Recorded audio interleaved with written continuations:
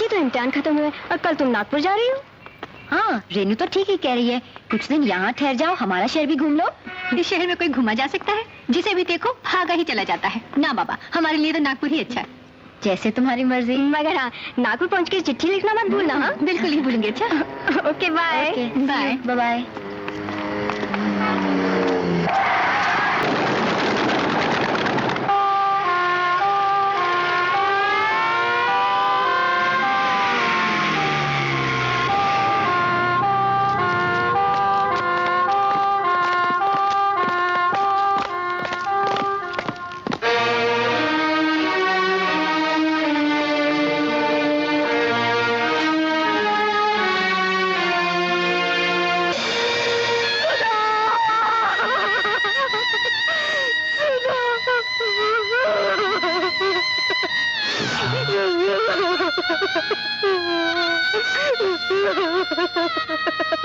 Commissioner साहब, 15 नवंबर को राह चलते एक मासूम लड़की को अगवा किया गया, लेकिन आपकी पुलिस ने कुछ नहीं किया। उसका बलात्कार किया गया, उसकी हत्या की गई, फिर भी आपकी पुलिस ने कुछ नहीं किया, और ना ही वो कुछ करेगी, क्योंकि मुलजिम एक मालदार आदमी का भतीजा है और आपके इंस्पेक्टर दामले उसके हाथों बिके हुए हैं। मिस्टर वर्मा, जानते हैं आप क्या कह रहे हैं? मैं ये कह रहा हूं कि सुधा अडवाणी का खून सुरेश ठाकुर ने किया है, मगर उसको कोई नहीं पकड़ेगा, क्योंकि आपके इंस्पेक्टर दामले उससे पैसे लेते हैं, आपकी पुलिस चोर है। मिस्टर प्रभात, अगर आपकी बात गलत निकली तो आपके खिलाफ कार्रवाई की जाएगी। अगर सही निकली तो? हाँ, अगर ये बात सही निकली तो इंस्पेक्टर दामले को सस्पेंड करके उस पर कार्रवाई की जाएगी और सुरेश ठाकुर को गिरफ्तार किया जाएगा। सुरेश साहब, आपको कौन गिरफ्तार कर सकता है? जब तक हम इस कुर्सी पर हैं, ये पुलिस स्टेशन आपका है, हम आपके हैं। अरे आप चिंता ना कीजिए। उन्होंने किडनैपिंग की रिपोर्ट और गाड़ी का नंबर 15 नवंबर को लिखवाया, लेकिन इससे पहले हमने गाड़ी की चोरी की रिपोर्ट 13 नवंबर को ही लिख दी थी। किसी का बाप भी आपको sir. Damle, you are suspended.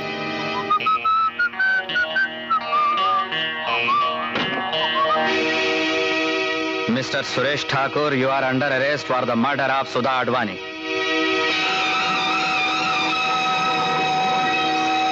Your honour, गवाहों के बयानों से यह साबित हो चुका है कि 13 नवंबर की शाम को भारत कॉलोनी की बी बिल्डिंग की लिफ्ट के पास सुरेश ठाकुर ने सुधा अडवाणी को छेड़ा और उसके 2 दिन बाद यानी 15 नवंबर की शाम को उसे अपनी इंपोर्टेड कार में अगवा किया। पोस्टमार्टम की रिपोर्ट के अनुसार 15 नवंबर की शाम के 7 और 10 बजे के बीच सुधा अडवाणी का बलात्कार करके उसकी हत्या कर दी गई। लाश के नाखूनों में पाई गई जमी हुई खून की बूंदें और सर के बाल सुरेश ठाकुर के हैं, और इससे यह साफ जाहिर होता है कि सुरेश ठाकुर ने सुधा अडवाणी को किडनैप किया, उसका बलात्कार किया और उसका खून कर दिया। That's all your honour.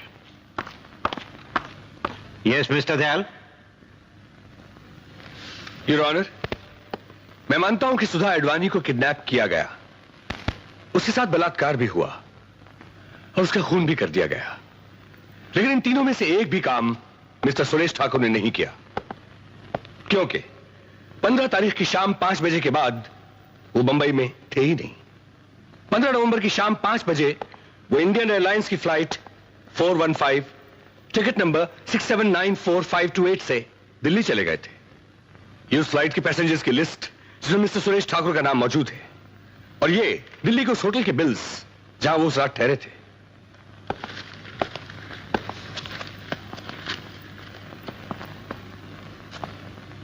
Your honour, prosecutor साहिबा ने अब तक एक भी ऐसा गवाह पेश नहीं किया जिसने मिस्टर सुरेश ठाकुर को 15 नवंबर को 7 और 10 बजे के बीच में बंबई में देखा तक हो। लेकिन मैं एक ऐसा गवाह पेश करना चाहूंगा जो 15 नवंबर को 8 बजे बंबई से 1000 मील दूर दिल्ली में मिस्टर सुरेश ठाकुर के साथ थे, और वो है श्री कन्हैयालाल तोमर।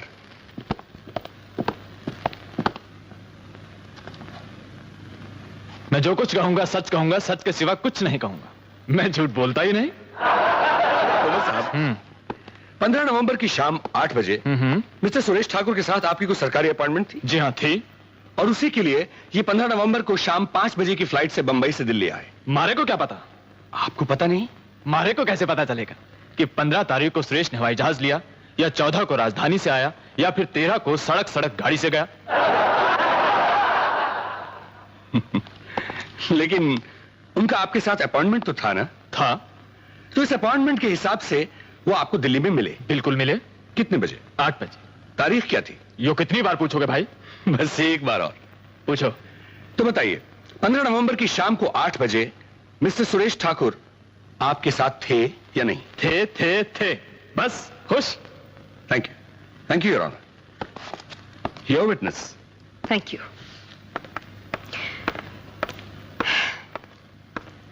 तो मैं भी आपसे कुछ पूछ लूं? हाँ बोलो, क्या पूछना है? आपकी मीटिंग सुरेश ठाकुर से कहां हुई थी? बोला ना, दिल्ली में। दिल्ली में कहां? हमारे बंगले पे। ये तो सरकारी काम था, फिर आपने मीटिंग बंगले पर क्यों रखी? हो जी, हम ठहरे नेता लोग, जब चाहा मीटिंग कर ली। अगर आपसे मैं ये कहूं कि 15 नवंबर की शाम को सुरेश ठाकुर दिल्ली में थे ही नहीं, तो आप क्या कहेंगे? बोलिए। वो दिल्ली में था या नहीं, इससे मैंने कोई मतलब नहीं। वो मैंने मिला बस, और मन ने जो एक बार बोल दिया वो बोल दिया। मैं हूं मंत्री, और मंत्री कभी झूठ नहीं बोला है।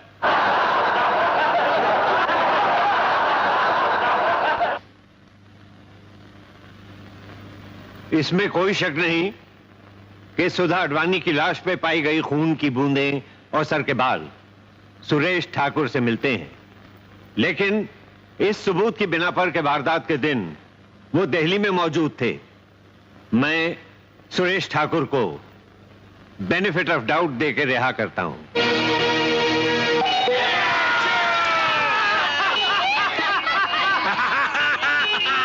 प्रभात, मैं तो सोच रहा हूं ये मकान छोड़कर बोरीवली में दूसरा मकान ले लूं। कैसी बातें कर रहे हो लालवानी? आज यहाँ हुआ है, कल वहाँ होगा, परसों पूरे शहर में होगा, फिर कहीं छुपने की जगह नहीं मिलेगी। लेकिन जो भाग्य में लिखा है वो तो होगा ही। कैसी बातें कर रहे हैं दुग्गल साहब? क्यों भाग्य को कोसते हैं? एक कुत्ता भी अपने भाग को नहीं कोसता, वो भी अपनी गली में शेर होता है। और आप भारत कॉलोनी के लोग तो कुत्ते से भी बदतर व्यवहार कर रहे हैं। और हम लोग कर भी क्या सकते हैं? शहीदों की मौत मर तो सकते हो, अरे धिक्कार है ऐसे जीने पर। चूड़ियां पहनकर मर्दों की तरह जियो, मौत का मुकाबला करो जाकर। अरे हम सब साथ हो तो ये मुट्ठी भर गुंडे हमारा कुछ नहीं बिगाड़ सकते। हम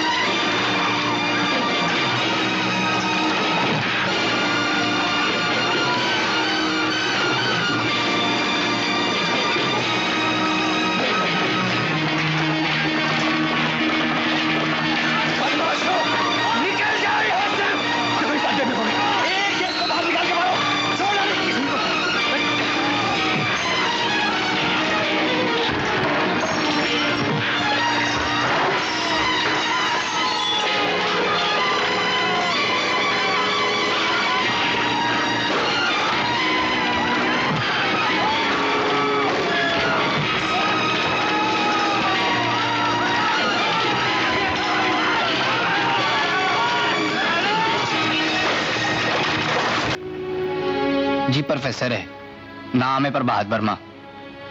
सबसे पहले उसने मेरी रप लिखाई थी पुलिस में। सुरेश साहब पे भी कुछ केस कुछ किया था, ये आग उसी की लगाई हुई है जी। तो फिर बस उससे देख लो उसे। अंकल हैं? जा जी। और सुनो, कुछ भी करना लेकिन करते हुए पकड़े मत जाना। गलती में सिर्फ एक बार माफ करता हूं।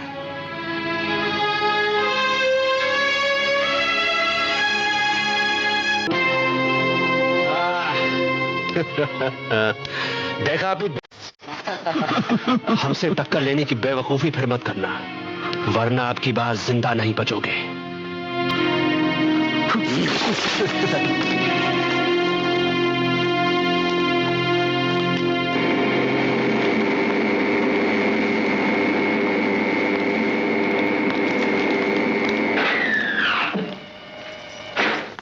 I'm so sorry. क्या कितने में ये गाड़ी? अभी पता करते हैं।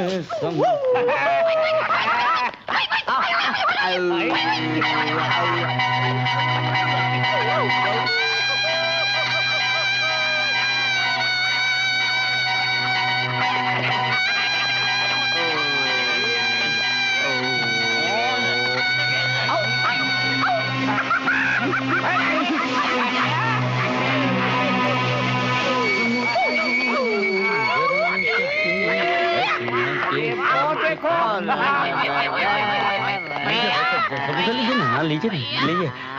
हाँ लीजिए। क्या कर रहे हैं आप? क्या कर क्या?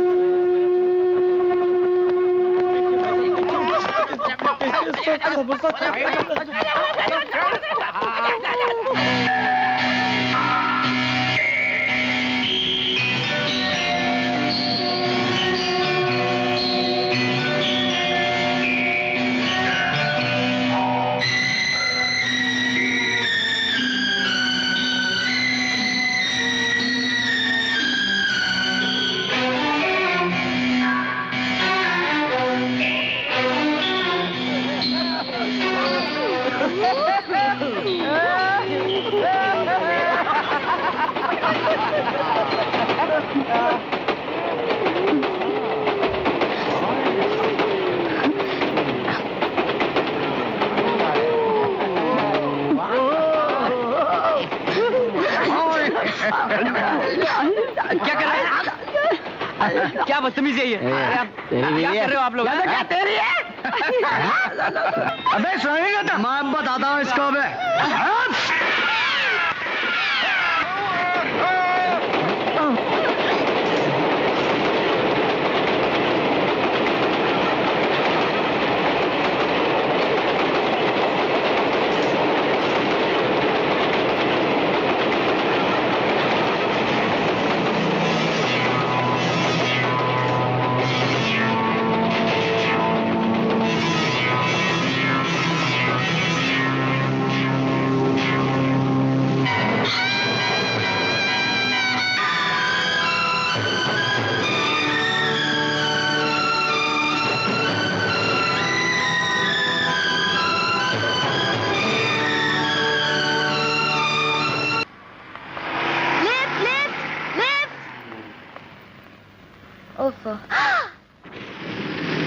अरे देखो तो आ रही है वो।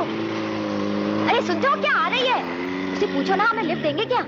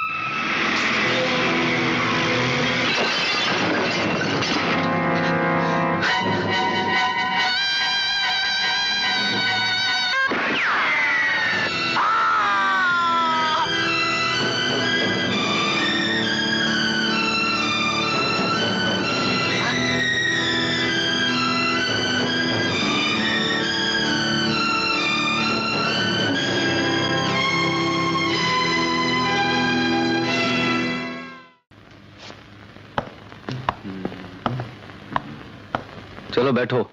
अरे बैठता हूँ। साहब, हमारी जरूरत तो नहीं है? नहीं। जी साहब।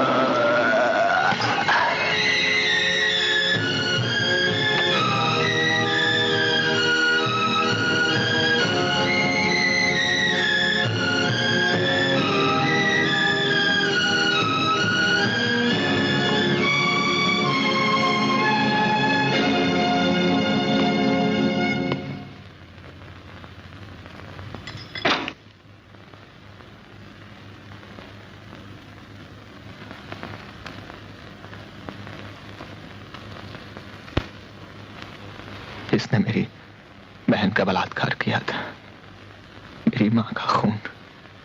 मैं जानता हूं, पेपर में पढ़ा था। मैं तुम्हें 3 मिनट का वक्त देता हूं, उसके बाद अलार्म बजाऊंगा। वक्त बर्बाद मत करो, पीछे का रास्ता उधर से है।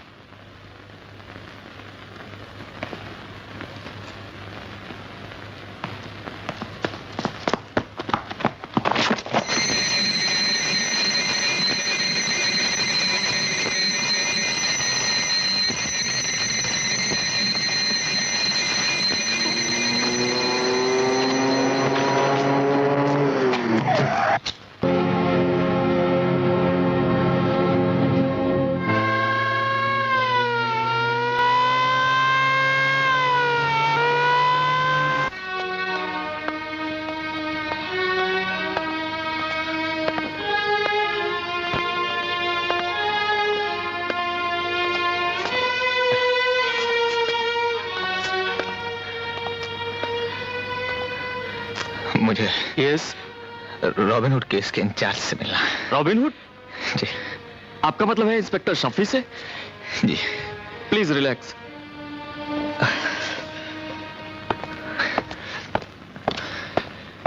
Sunday, get inspector Shafi. Hello sir. लीजिए। मिस्टर शफी,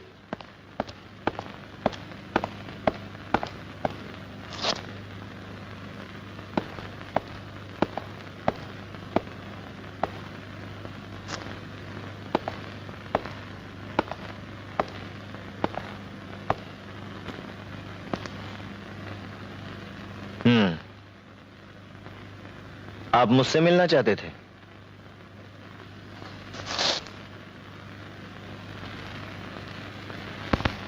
मेरा नाम प्रभात कुमार है। लोग मुझे रॉबिन हुड कहते हैं। जानता हूं मैं आपको। तब आपने मुझे अभी तक गिरफ्तार क्यों नहीं किया? गिरफ्तार? हाँ।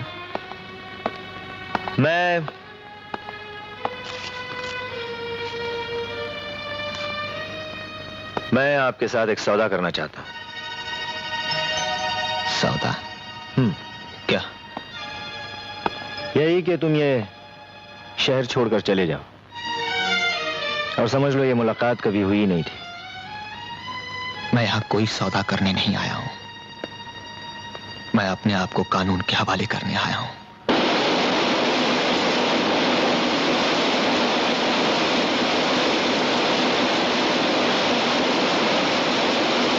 तुमने अपने बचाव के लिए वकील करने से इनकार क्यों किया? रजनी, मैं ये मुकदमा नहीं लड़ना चाहता। सच्चाई है कि मैंने वही किया जो मैं करना चाहता था। मुझे कोई पछतावा नहीं है। मैं नहीं चाहता कि मेरी जिंदगी के लिए कोई भी लड़े। प्रभात, मैं कोई नहीं हूं। मैं रजनी हूं, तुम्हारी जिंदगी, और तुम मेरी जिंदगी हो। हमारी जिंदगी का फैसला तुम अकेले नहीं कर सकते। मैं ये मुकदमा लड़ूंगी। तुम मुझसे ये हक नहीं छीन सकते। I will fight for your life.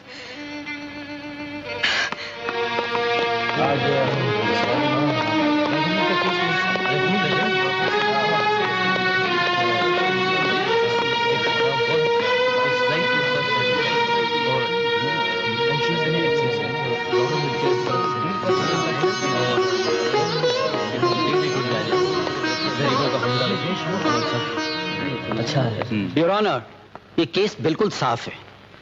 देखने में सीधा साधा लगने वाला प्रोफेसर प्रभात कुमार वर्मा दरअसल एक बहुत खतरनाक आदमी है। ये दिन में बच्चों को हिंदी और संस्कृत पढ़ाता और रात में पिस्तौल लेकर ऐसे निकल पड़ता जैसे शैतान बच्चे गुलेल लेकर चिड़िया मारने निकल पड़ते हैं और जब जैसे चाहते हैं मार डालते हैं। प्रभात वर्मा को आज कर रॉबिन हुड बनने का शौक था। इस शौक को पूरा करने के लिए, अपनी बहादुरी के डंके बजवाने के लिए इन्होंने 10 दिनों में 14 खून करके एक नया रिकॉर्ड कायम किया है। योर ऑनर, ये सारे खून शौक और शोहरत के लिए सोच समझकर ठंडे दिल से किए गए हैं। जिस आदमी की नजरों में दूसरों की जिंदगी की कोई कीमत नहीं, उसे तो खुद भी जिंदा रहने का कोई हक नहीं। प्रभात कुमार वर्मा अपने जुर्म पर इकबाल कर चुके हैं। इन्हें कड़ी से कड़ी सजा मिलनी चाहिए। क्या आप अपने जुर्म का इकबाल करते हैं? जी हाँ। योर ऑनर, माफी चाहती हूँ, मगर जब से अदालतें बनी हैं, तब से हर मुल्जिम से यही सवाल पूछा जाता है जिसका कोई मतलब नहीं, जो नहीं पूछा जाना चाहिए। क्यों? क्योंकि अगर प्रोफेसर प्रभात वर्मा आपसे ये कहें कि उन्होंने कोई जुर्म नहीं किया, तो क्या आप उनकी बात मानकर उन्हें छोड़ देंगे? योर ऑनर, अदालत के इस कटहरे में प्रोफेसर प्रभात वर्मा इसलिए खड़े हैं कि असलियत का पता लगाया जा सके, यह साबित किया जा सके कि ये अपराधी हैं या नहीं। और सरकारी वकील साहब ने अभी तक कोई भी ऐसा गवाह या सबूत पेश नहीं किया है जिससे यह साबित हो सके कि प्रोफेसर प्रभात वर्मा ने एक भी खून किया है। योर ऑनर, ये शख्स इतना चालाक है कि इसने आज तक कोई सबूत छोड़ा ही नहीं। ऐसा आतंक फैला रखा है कि शरीफ तो शरीफ, गुंडे तक इसके नाम से कांपते हैं। जिस किसी ने इसे गोली चलाते देखा वो जिंदा नहीं बचा, और जो 2-4 बच गए हैं वो इसे पहचानने से इनकार करते हैं, डरते हैं। जिस आदमी को कोई पहचानता नहीं, जिसका पता शक्ल कुछ मालूम नहीं, जिस पर किसी को शक तक नहीं, वो आदमी अपने आप को कानून के हवाले करता है, अपनी मर्जी से इस कटहरे में आकर खड़ा हो जाता है। योर ऑनर, अगर प्रोफेसर वर्मा से कुछ पूछना है तो ये पूछिए कि ये इस कटहरे में आकर क्यों खड़े हुए, इन्होंने अपने आप को कानून के हवाले क्यों किया। Please your honour. क्या आप इस सवाल का जवाब देना चाहेंगे? जज साहब, मैंने अपने आप को कानून के हवाले इसलिए किया है कि मेरी लड़ाई एक आदमी की जिंदगी और मौत की लड़ाई नहीं है। सवाल यह नहीं है कि मुझे सजा होगी या नहीं, सवाल यह है कि हमारे देश के लोग आराम से जिंदा रह सकेंगे या नहीं। आज इस देश में क्या हो रहा है? कानून कहां है? लॉ एंड ऑर्डर कहां है? जहां देखो वहां गुंडों का राज है, अराजकता है, बलात्कार ही बलात्कार है, कभी किसी अबला का, कभी सारे समाज का। गली गली में इंसानियत का खून हो रहा है, हमारी आजादी का खून हो रहा है, और हम चुपचाप खड़े देखते रहते हैं। पुलिस कुछ करना नहीं चाहती, कानून कुछ कर नहीं पा रहा, इसलिए मुझे पिस्तौल उठानी पड़ी। मगर एक जुर्म को हटाने के लिए दूसरे जुर्म का सहारा तो नहीं लिया जा सकता। अगर पुलिस की गोली से कोई अपराधी मारा जाए तो उसे जुर्म नहीं कहा जाता जज साहब, पुलिस पर मुकदमा नहीं चलाया जाता। मैंने वही किया जो पुलिस को करना चाहिए था और उसने नहीं किया। कानून शिकनी के बढ़ते हुए तूफान को रोकने के लिए मैंने एक और तूफान का सहारा लिया। आज अगर इस शहर में अमन और शांति है, लोग आजादी से चल फिर रहे हैं, जिसकी वजह वो तूफान है, वो डर है। मैं मानता हूं कि मैंने खून किए हैं, लेकिन दोष मेरा नहीं है, दोष कानून का है। आज इस कटहरे में मुझे नहीं, कानून को होना चाहिए था। लेकिन कानून को कैसे बुलाया जा सकता है? बुलाया जा सकता है योर ऑनर। मैं इस अदालत में कानून को पेश करने की इजाजत चाहती हूँ। मैं समझा नहीं। मैं जस्टिस वीवी देशमुख को इस अदालत में एक गवाह के रूप में पेश करना चाहती हूँ। यह नहीं हो सकता। एक जज को अदालत के कटहरे में खड़ा नहीं किया जा सकता। India is a democratic country. हमारे देश में कानून की हिफाजत के लिए प्रधानमंत्री को भी बुलाया जा सकता है। मगर जस्टिस देशमुख का इस केस से क्या ताल्लुक है? बहुत गहरा ताल्लुक है योर ऑनर। ऐसा होता तो नहीं है। फिर भी जस्टिस देशमुख को अगर कोई एतराज ना हो तो मैं जो कुछ कहूंगा सच कहूंगा, सच के सिवा कुछ नहीं कहूंगा।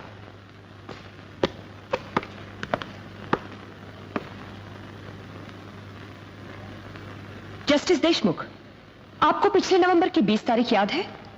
क्या हुआ था उस दिन? उस दिन आपकी अदालत में एक बलात्कार और खून का केस आया था। ऐसे केस तो रोज आते हैं, उसमें याद रखने की क्या बात है? बात यह थी कि मुलजिम सुरेश ठाकुर एक अमीर आदमी का भतीजा था और उसकी गवाही देने दिल्ली से एक मंत्री महोदय तशरीफ लाए थे, याद है? हाँ, याद आ गया। तो आपको यह भी याद होगा कि आपने उसे बाइज्जत छोड़ दिया था। याद है। पूछ सकती हूँ क्यों? मैं सवाल का जवाब देने से इनकार करता हूं। किसी जज से उसके दिए हुए फैसले पर सवाल नहीं किया जा सकता। I am sorry your honour, लेकिन मैं ये तो पूछ सकती हूँ कि क्या सुरेश ठाकुर को सिर्फ इसलिए छोड़ दिया गया था कि उसकी गवाही एक मंत्री ने दी थी? मिस देशमुख। योर ऑनर, मैं तो सिर्फ वही कह रही हूँ जो इस केस की प्रोसीडिंग्स में लिखा है। ये रही उसकी रिपोर्ट। इस रिपोर्ट में यह साफ लिखा है कि लाश के नाखूनों में सुरेश ठाकुर के बाल और खून की बूंदें पाई गई। लीजिए। क्या मैं पूछ सकती हूं जस्टिस देशमुख कि इस बात पर ध्यान क्यों नहीं दिया गया? मैं एक बार पहले भी आपसे कह चुका हूं मिस देशमुख कि जज के दिए हुए फैसले पर बहस नहीं की जा सकती। मैं बहस कहां कर रही हूं योर ऑनर, मैं सिर्फ ये कह रही हूं कि खून और बाल वाली बात सच है या नहीं। खून और बालों वाली बात सच हो या ना हो, लेकिन एक मंत्री ने इस बात की गवाही दी थी कि वारदात के दिन सुरेश ठाकुर उनके साथ दिल्ली में था। दिल्ली जाना और मंत्री की गवाही बनाई जा सकती है, लेकिन खून और बाल नहीं। एक जिंदा आदमी झूठ बोल सकता है, लेकिन मुर्दे झूठ नहीं बोलते। योर ऑनर, उस लड़की की लाश पुकार पुकार कर कह रही थी कि सुरेश ठाकुर ने उसका बलात्कार किया है, उसकी हत्या की है, लेकिन उसके बाद भी उस लाश की सच को नजरअंदाज कर एक मंत्री के झूठ को सच मान लिया गया। क्या वजह थी उसकी? मैं पूछ सकती हूँ क्यों? I strongly object to this your honour. मैं किसी को भी अपनी ईमानदारी पर शक करने की इजाजत नहीं देता। You must withdraw the allegation. Your Honor, मैंने किसी पर कोई आरोप नहीं लगाया है।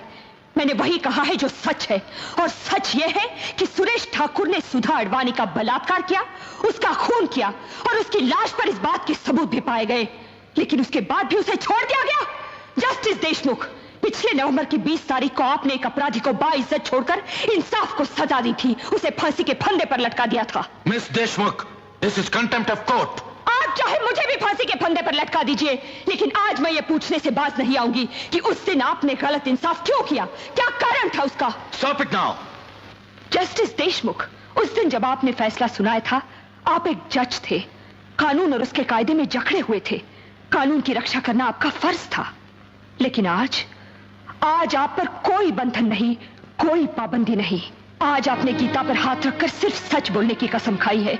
आज ये गीता आपकी आत्मा से पूछ रही है कि उस दिन कानून की रक्षा करते करते कहीं इंसाफ का खून तो नहीं हो गया था? उस दिन आपके दिल में कानून और इंसाफ के बीच कहीं महाभारत तो नहीं चल रहा था? बोलिए।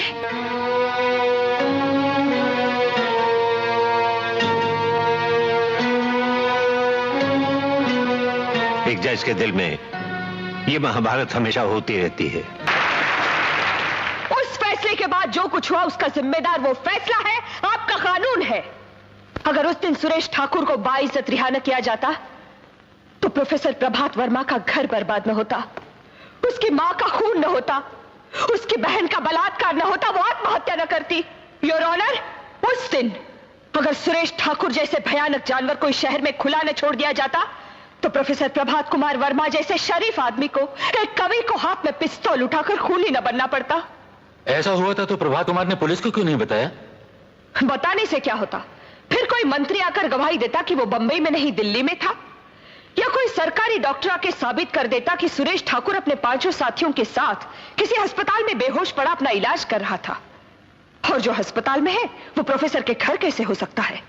मिस देशमुख, क्या आप ये कहना चाहती हैं कि जिस आदमी को एक बार इंसाफ ना मिले वो दूसरी बार कानून के पास आने के बजाय कानून को अपने हाथों में ले ले, एक पिस्तौल लेकर निकल पड़े और जब चाहे जिसका चाहे खून कर दे? योर ऑनर, प्रभात कुमार ने खून नहीं किए हैं, गुंडों को सजा दी है, इंसाफ किया है, एक जज का अधूरा काम पूरा किया है। अगर लोग इसी तरह हाथों में पिस्तौल लेकर जज बनने लगे तो गली गली में रॉबिन हुड पैदा हो जाएंगे। हर तरफ लोग खून की होली खेलते हुए नजर आएंगे और कोई भी सरकार, कोई भी समाज इस बात की इजाजत नहीं देता कि गुंडागरी को एक और गुंडागरी से रोका जाए। मिस देशमुख, कानून हाथ में लेना जुर्म है और उस जुर्म की सजा जरूर मिलनी चाहिए। मैं भी तो यही कहता हूं, जज साहब की सजा जरूर मिलनी चाहिए। इसीलिए तो मैंने अपने आप को कानून के हवाले किया है। मैंने अपना फर्ज पूरा किया है, कानून अपना फर्ज पूरा करे। इसके लिए कानून को अगर मेरी जान की जरूरत है तो वो हाजिर है। फांसी का फंदा मैं खुद अपने गले में डाल लूंगा। बस एक प्रार्थना है आपसे। बड़ी तपस्या और बलिदान के बाद हमारे इस देश को आजादी मिली है। ऐसा कुछ कीजिए कि इस आजादी को हमसे कुछ छीनने ना पाए, कोई गुंडा इसका बलात्कार ना कर सके। आने वाली संतानें अपने आजाद देश में आजादी की सांस ले सके, बिना डर के जिंदा रह सके। और कानून को इतना मजबूत बना दीजिए कि फिर कभी किसी प्रभात को पिस्तौल का सहारा न लेना पड़े। इसके बदले मौत भी मिलेगी तो प्रसाद होगी, भारत माता का आशीर्वाद होगा। जरा सोचिए योर ऑनर, आपकी बेटी कॉलेज से घर आ रही है, रास्ते में गुंडा उसे देख लेता है, वो भागती है, गुंडा उसका पीछा करता है, उसको पकड़ लेता है, उसका बलात्कार करना चाहता है। आपकी बेटी मदद के लिए पुकारती है, उसकी चीखें सुनसान सड़कों से टकराकर वापस आ जाती है। वो थककर जमीन पर गिर जाती है और गुंडा उसके कपड़े उतारने के लिए हाथ आगे बढ़ाता है और अचानक एक गोली चलती है। भगवान की तरह वहां कोई आ जाता है, गुंडा मारा जाता है और एक दुनिया उजड़ते उजड़ते रह जाती है, एक जिंदगी बर्बाद होते होते बच जाती है। मैं आपसे पूछना चाहती हूँ योर ऑनर, क्या आप बचाने वाले को सजा देंगे? उसे खूनी समझेंगे? उसे गुनहगार और अपराधी ठहराएंगे? तुम कहना क्या चाहती हो? योर ऑनर, प्रभात कुमार मुजरिम नहीं है। उन्होंने जो कुछ भी किया है वो कानून की हिफाजत के लिए किया है, आपको और आपको बचाने के लिए किया है। और ये साबित करने के लिए मैं इंस्पेक्टर शफी को एक गवाह के रूप में पेश करने की इजाजत चाहती हूँ। इंस्पेक्टर शफी,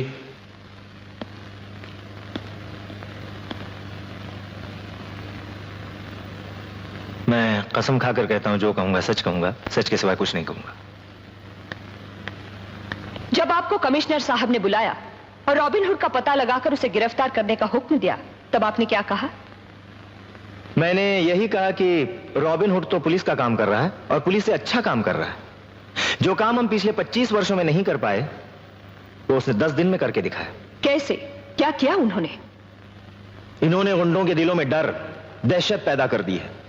आज शहर में अपराध कम हो रहे हैं, क्राइम रेट गिर गया है, हर आदमी सुकून और शांति की नींद सो सकता है आज। जब आप प्रभात कुमार को गिरफ्तार करने गए तो क्या वो भाग खड़े हुए? जी नहीं, बल्कि मैंने इनसे कहा यह शहर छोड़कर भाग जाइए। इन्होंने भागने से इनकार किया और कहा समाज में सारी गड़बड़ियां सिर्फ इसलिए चल रही हैं कि पुलिस अपना फर्ज पूरा नहीं कर रही, कानून अपना फर्ज पूरा नहीं कर रहा।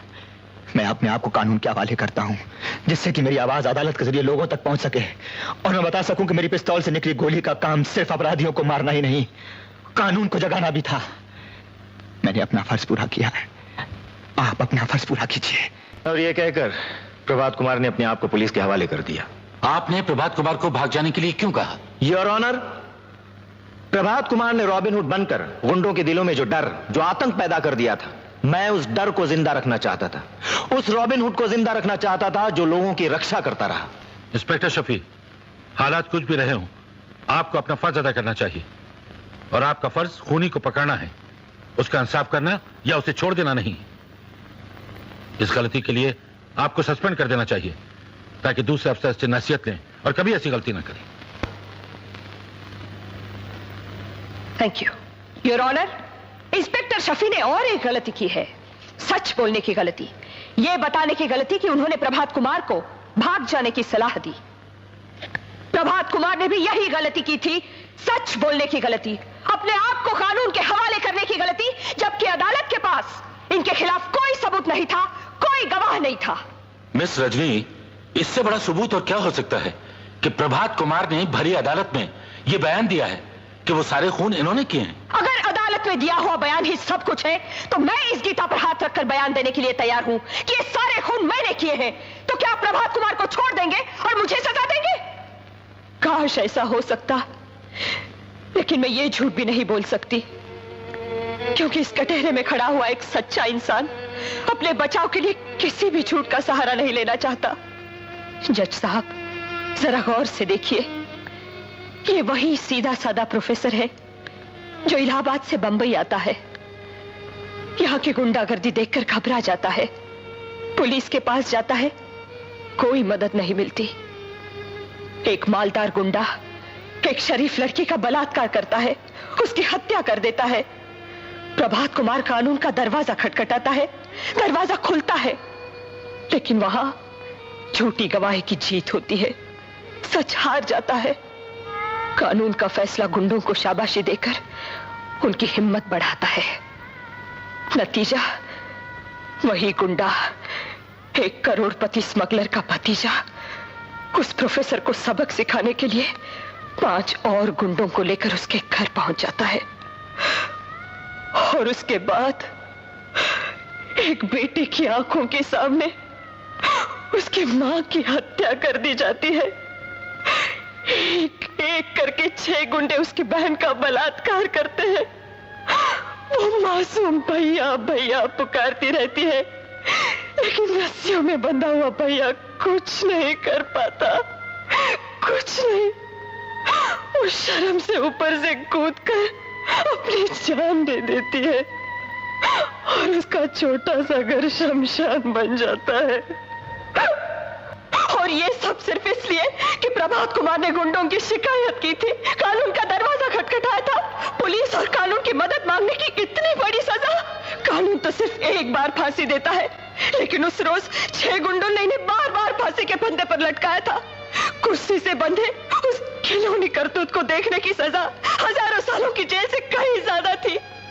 उस सजा के बाद प्रभात कुमार जीना भूल गया, हंसना भूल गया, रोना भूल गया, प्यार करना भूल गया। मैं पूछती हूँ, दुनिया की कौन सी अदालत प्रभात कुमार को इससे बड़ी सजा दे सकती है? योर ऑनर, अगर आप प्रभात कुमार को कुछ देना ही चाहते हैं तो उसे उसकी मां दे दीजिए, उसकी बहन दे दीजिए, वो मुस्कुराहटें दे दीजिए जो मिट चुकी है, वो दिल दे दीजिए जो प्यार करता था। मगर आपका कानून ये सब कुछ नहीं दे सकता।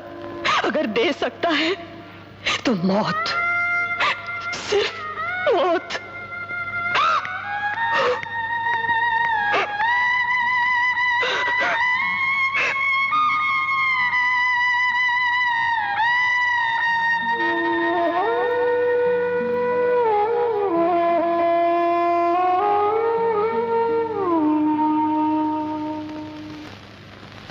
इसमें कोई शक नहीं कि पिछले कुछ दिनों से हमारे देश में अपराध और अराजकता बढ़ती चली जा रही है। अब सवाल यह है कि हम और आप इस अराजकता के लिए क्या कर रहे हैं? चुपचाप देखते रहना या कानून और सरकार को गालियां देना इसका इलाज नहीं, और नहीं इसका इलाज कानून को हाथ में लेकर लोगों का खून करना है। दोनों रास्ते गलत हैं। इसलिए आज जरूरत इस बात की है कि हम सब लोग साथ मिलकर अपने देश को मजबूत करें, कानून को मजबूत करें, पुलिस को मजबूत करें, जिससे हमारे देश से अपराध और अराजकता कम हो सके और हम हर एक के साथ सही इंसाफ कर सकें। प्रभात कुमार के साथ भी सही इंसाफ होना चाहिए। कानून का तकाजा है कि उन्होंने जो जुर्म किया उसकी सजा उन्हें मिले। इसलिए यह अदालत प्रभात कुमार को उम्र कैद की सजा देती है। लेकिन जिन हालात में ये खून हुए उन हालात में किसी भी इंसान का मानसिक या दिमागी संतुलन बिगड़ सकता है। प्रभात कुमार के साथ भी ऐसा ही हुआ। इसलिए यह अदालत इंसानियत और इंसाफ की मांग को पूरा करते हुए सरकार से यह दरखास्त करती है कि उनको और उनकी सजा को माफ कर दिया जाए, ताकि प्रभात कुमार एक बार फिर से अपनी टूटी हुई जिंदगी को समेटकर सही मायनों में एक अच्छे नागरिक की तरह जी सके।